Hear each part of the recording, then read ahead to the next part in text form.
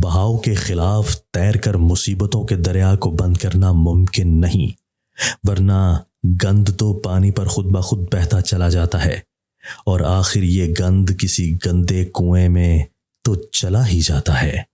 وہ اعتماد جس سے پہاڑ کو بھی ہلایا جا سکتا ہے، وہ انسان کا خود اپنا بھروسہ اور یقین ہے۔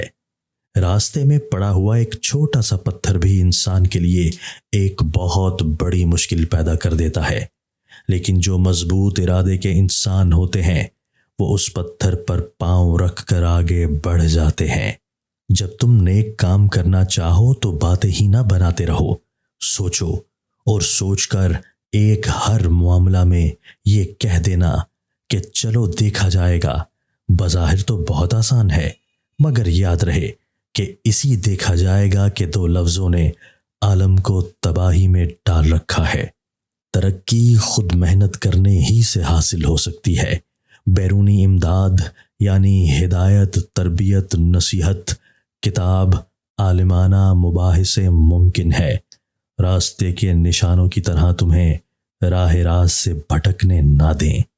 یہ عجیب انصاف ہے کہ محنت شاکا اور گندے کام کرنے والوں کو سب سے کم مزدوری ملتی اور آسان کام کرنے والوں کو زیادہ اجرت دی جاتی ہے۔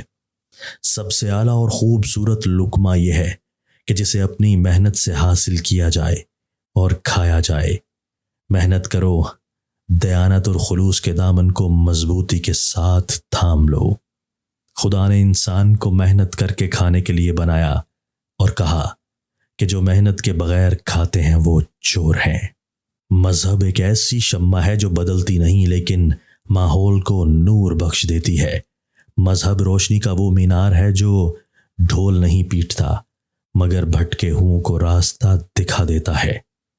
مسکراہٹ کی قیمت کچھ بھی نہیں لیکن اس کا فائدہ بہت زیادہ ہے۔ یہ ایک لمحہ میں چلی جاتی ہے لیکن اپنی مٹھاس چھوڑ جاتی ہے۔ دیسی نیم کے درخت کا پتا چہرے پر رگڑو، 90 سال تک چہرے پر دانے اور دھبے نہیں آئیں گے۔ جو اکثر مسکراتے رہتے ہیں وہ کم بیمار پڑتے ہیں، اور جو زیادہ کہہ کے مارتے ہیں وہ اکثر بیمار رہتے ہیں۔ جو پھول کو زیادہ سونگھتا رہتا ہے اس کی عمر لمبی ہوتی ہے، اور مسکراہٹ ایک جھلک ہوتی ہے لیکن اس کی یاد بعض اوقات ابدی ہوتی ہے۔ مسکراہٹ اس بات کا یقین دلاتی ہے کہ مسکرانے والے کا دل قدورت سے پاک ہے۔